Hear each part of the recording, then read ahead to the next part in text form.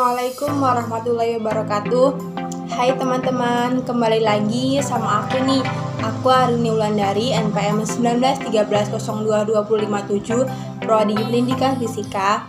Di sini aku akan kembali melanjutkan video-video aku sebelumnya tentang Undang-Undang Kepramukaan.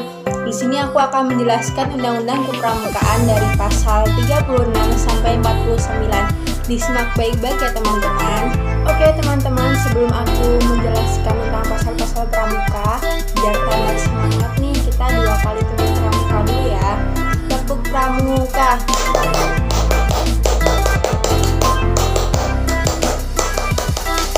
Salam pramuka. Oke, langsung saja teman-teman. Di sini bab 5 tugas dan wewenang pasal 36 terdiri dari 3 ayat. Pemerintah dan pemerintah daerah bertugas yang pertama menjamin kebebasan berpendapat dan berkarya dalam pendidikan kepramukaan. Kemudian ayat yang kedua membimbing, mendukung dan memfasilitasi penyelenggaraan pendidikan kepramukaan secara berkelanjutan dan berkesinambungan. Dan yang terakhir ayat yang ketiga membantu ketersediaan tenaga, dana, dan fasilitas yang diperlukan untuk pendidikan kepramukaan. Kemudian teman-teman, pasal yang ke-37 terdiri dari 2 ayat.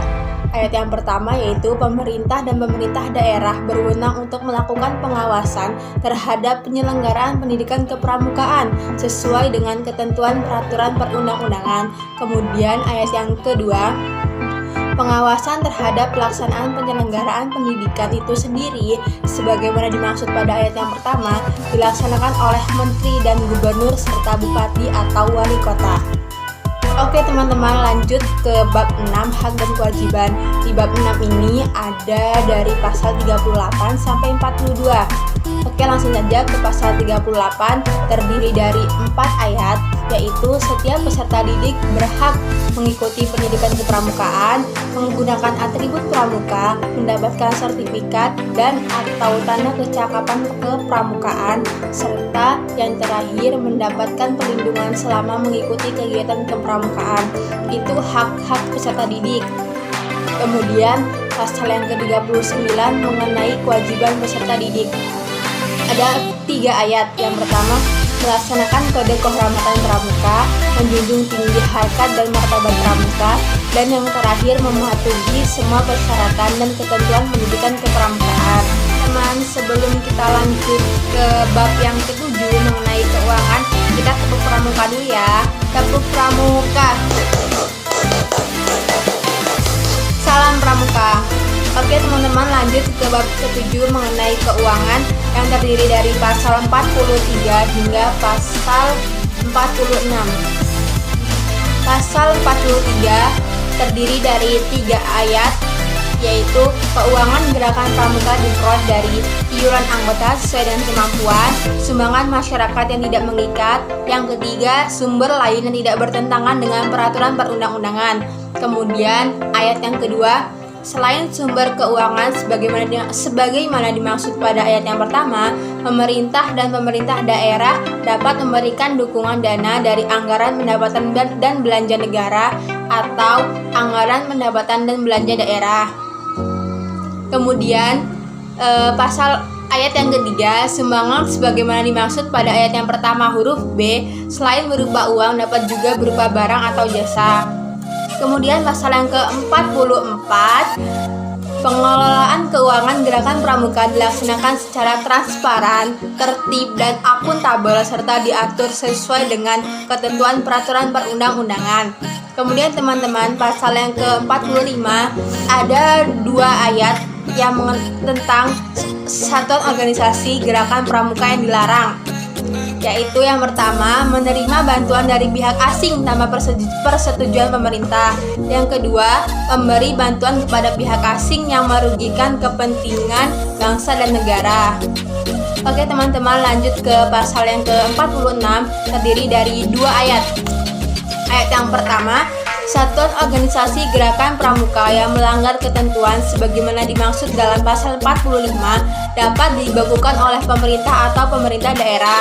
Kemudian ayat yang kedua, satuan organisasi gerakan pramuka yang telah dibekukan sebagaimana dimaksud pada ayat yang pertama yang tetap melakukan kegiatan sebagaimana dimaksud dalam pasal 45 dapat dibubarkan berdasarkan putusan pengadilan. Oke teman-teman, kita lanjut ke pasal 47, yaitu pada saat undang-undang ini mulai berlaku terdiri dari 4 ayat. Yang pertama yaitu organisasi gerakan pramuka dan organisasi lain yang menyelenggarakan pendidikan kepramukaan yang ada sebelum undang-undang ini diundang-undangkan tetap diakui keberadaannya. Yang kedua, satuan atau badan kelengkapan dari organisasi sebagaimana dimaksud dalam huruf A tetap menjalankan tugas, fungsi, dan tanggung jawab organisasi yang bersangkutan. Kemudian yang ketiga atau yang C, aset yang dimiliki oleh organisasi sebagaimana dimaksud dalam huruf A tetap menjadi aset organisasi yang bersangkutan. Dan yang terakhir, anggaran dasar dan anggaran rumah tangga organisasi sebagaimana dimaksud dalam huruf A wajib disesuaikan dengan ketentuan undang-undang ini dalam waktu paling lama 2 tahun sejak undang-undang ini diundangkan. Oke teman-teman, lanjut ke bab yang terakhir yaitu bab ke-9, ketentuan penutup, yang terdiri dari 2 pasal yaitu pasal ke-48 dan pasal ke-49. Dalam pasal 48, peraturan perundang-undangan yang berkaitan dengan gerakan pramuka yang bertentangan dengan ketentuan undang-undang ini dinyatakan tidak berlaku. Kemudian pasal yang ke-49, undang-undang ini mulai berlaku pada tanggal diundangkan. Agar setiap orang mengetahuinya, memerintahkan pengundang-undang ini dengan menempatkannya dalam lembaran negara Republik Indonesia. Itulah tadi akhir dari undang-undang kepramukaan yang ada di Indonesia. Cukup sekian dari saya. Sebelum saya tutup, kita 2 kali tepuk pramuka dulu ya. Tepuk pramuka.